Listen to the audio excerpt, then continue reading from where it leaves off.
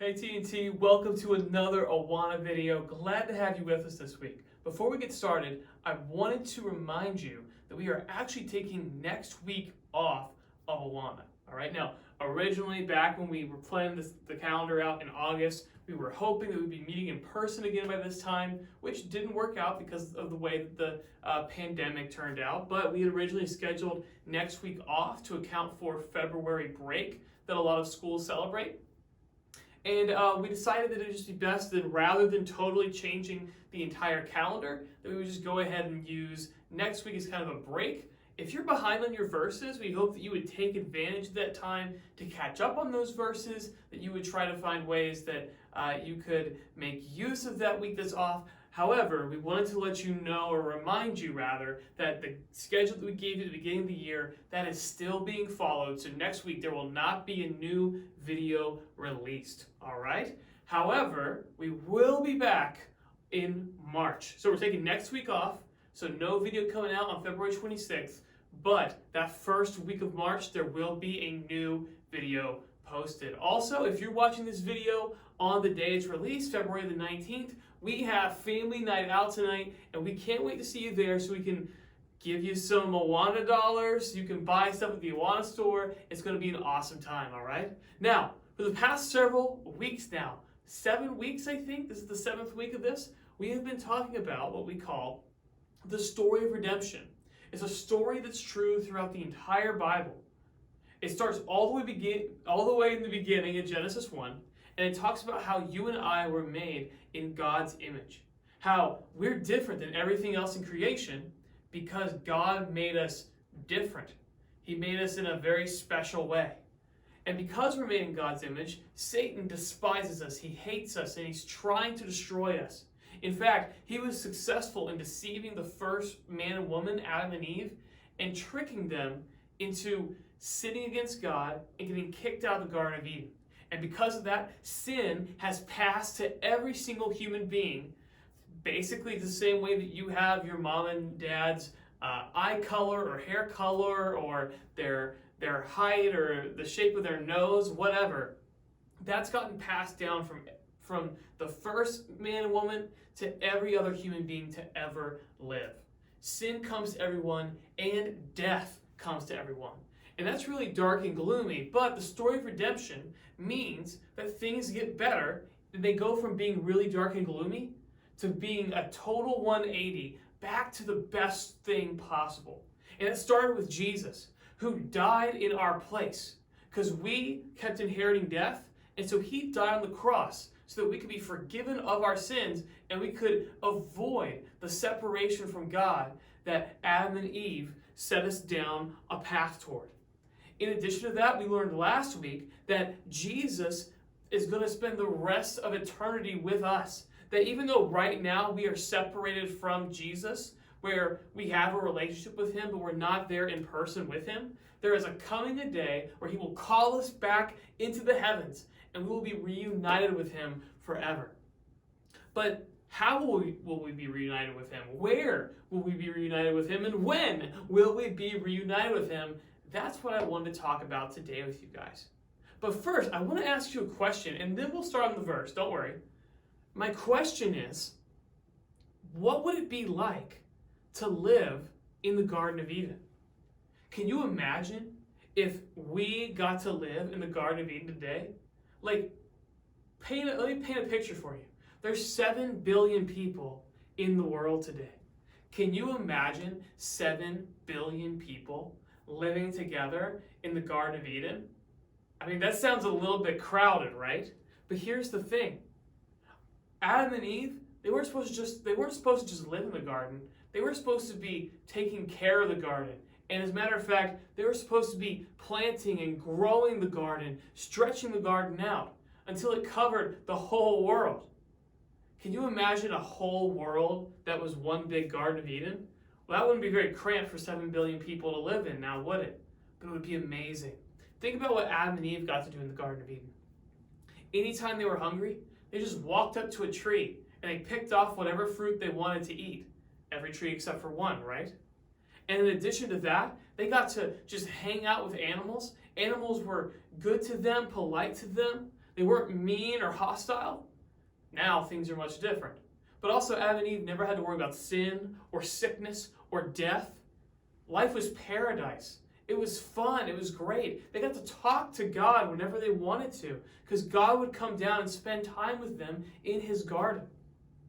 Can you imagine how great that would be if you and I and everybody else we know got to live in the garden? That was God's original plan.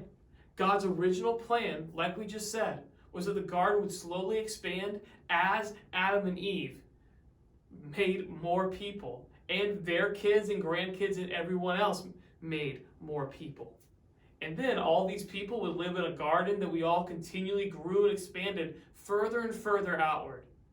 That's awesome. That's a really cool reality that you and I could have lived in. But as we already said, sin messed everything up. Now, in the story of redemption, I'm telling you that that was once God's plan. And guess what? It is still God's plan. He has not abandoned that plan for you and me, that we would spend forever in God's perfect garden, God's perfect world, with God.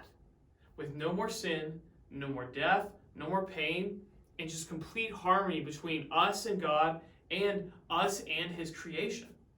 So real quick, let's look at this week's verse and we'll see exactly how that's going to unfold. Are you ready? Psalm chapter 102, verses 25 through 27. Now, I recognize that this might be a little bit hard for you to read on your screen. So pull out your book and follow along if you need to. Go ahead and pause the video if that helps. All right? Now, assuming that you have your book out, you can follow along a little bit easier. Let's learn the verse together. Of old, you laid the foundation of the earth, and the heavens are the work of your hands. They will perish, but you will endure. Yes, they will all grow old like a garment. Like a cloak, you will change them, and they will be changed. But you are the same, and your years have no end. That's a pretty nice verse. Now, I want to point something out to you. I want you to go through in your book and find every time the word you pops up. Are you ready? All right, go ahead. Start counting how many times the word you pops up. In fact, pause the video and then come back when you think you have your total. What do you think? How many times does the word you or your or any of that stuff pop up? You can include your. You go back and do your. I'm sorry, I messed up the first time, all right? Are you ready? Here we go. 1, 2, 3, 4, 5, 6. All right. So you and your pop up quite a few times in this verse. 6 times to be factual, accurate, all right? Who is you? I mean, who's writing this and who are they talking to? Well, the writer of the psalm, they're talking to God. God, of old, you laid the foundation of the earth, right? That makes sense. God laid the foundations of the earth. He made the earth. The heavens were formed by the work of God's hands. But here's the thing. The heavens and the earth, they will perish, but God will endure. They will all grow old like a garment, like a cloak, but God will change them. And they will be changed, but God remains the same, and God's years have no end. See, here's what's cool. This world that we live in, it's wicked, it's sinful, it's bad. There's all sorts of that's wrong with it. And in fact, it's getting older and it's getting worse. That's just, if you haven't learned the first rule of thermodynamics yet in school, it's coming up very soon, all right?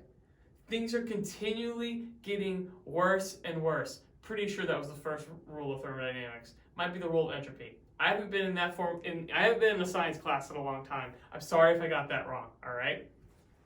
Guys, this is what's going to happen. God is going to create a new heaven and a new earth because it's getting old. When you have something that gets old in your house, you have to replace it, right? Maybe you guys just bought a new car. Maybe you guys have been buying new clothes because your old clothes are getting worn out. Maybe you're buying new toys or a new TV or a new refrigerator, a washer or a dryer, right? Maybe you just straight up got a whole entire new house. That's normal because the old house, the old car, the old everything is getting worn down. And God sees that in our earth. We have a sinful earth affected by sin that God's going to totally just fix, reshape, recreate. So just like the heavens and the earth are growing old like an old garment or an old piece of clothing, He will change them and they will be changed. So what's going to happen? Well, Revelation tells us about this new world that God is creating. A new world where we get to be with God forever. And get this, I want you to picture this. There is going to be this new reality with no sin, no evil, no pain, no sickness, no death. As a matter of fact, we're going to be in harmony with the rest of creation. As a matter of fact, there will be trees. In fact, one main tree called the tree of life. And that tree of life is going to grow a different fruit on it every month. And we can just freely walk up to this tree and take fruit off of it and eat from it. What does this sound like to you? Does this remind you of anything? It should remind you of the Garden of Eden. God is creating a new garden. That day is coming where we're going to not only be with God forever and with Jesus forever, but we are going to be in the original world that He intended for you and for me. And so, the story of redemption is not just the story of you being a sinner and then eventually not being a sinner anymore. It's not just the story of you being dead and on your way to hell, but instead getting to go to heaven. No, it is the story of all of creation, everything, including you, going back to the way that God originally wanted it to be.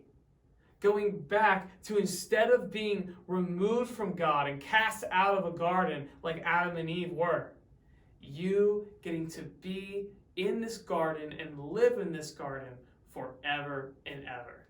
So that's the story of redemption. It's everything. It's not just you, it's not just me. It's God restoring everything to the way that He originally planned for it to be and intended it for it to become. All right?